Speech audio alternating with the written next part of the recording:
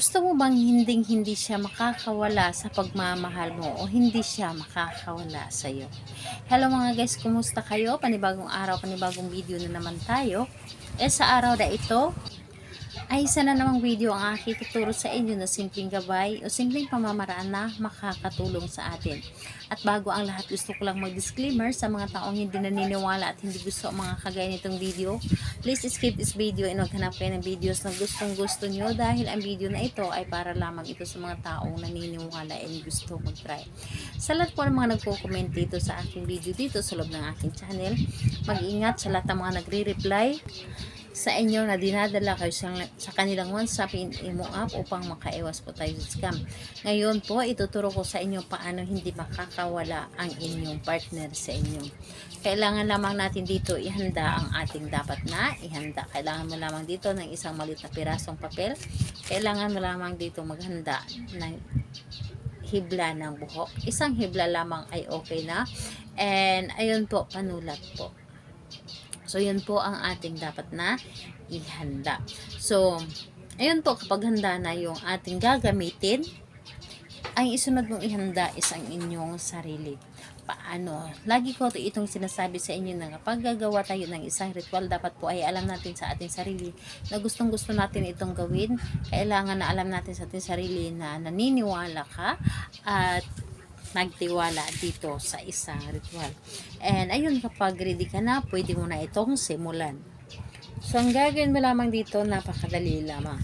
Dito sa isang maliit na pirasong papel, isulat mo dito ang isang beses ng kanyang pangalan. So, pangalan niya, apelyido, isulat nyo po dito. And kapag naisulat nyo na dito ang kanyang pangalan at apelyido, i-roll mo lamang ito ng papunta po sa inyo. So, i-roll mo lamang ito. And kapag na-roll mo na ito, ang gagawin ninyo, kunin po ninyo ang inyong buhok na buhok po ninyo na ikaw ang gumawa. At ang buhok na ito ay itali nyo po ito. And habang tinatali ninyo ito, paulit-ulit ninyo sasabihin, iikot lamang ang pagmamahal mo sa akin at hindi ka makakawala sa pagmamahal ko. Ako at ako lamang ang mamahalin mo. And wag ninyong kalimutan na sa pagtali po ninyo ng buhok ay papunta po sa inyo dapat tulad po nito ng aking ginawa. So, ayun po, pangalan niya, apelyido. Hindi ka makakawala habang buhay mo ako mamahalin. Ako at ako lamang ang mamahalin mo at wala nang iba pa. Kahit anong pagsubok ang darating sa atin, ako lamang ang mamahalin mo at hindi mo ako papakawalan at hindi rin kita papakawalan.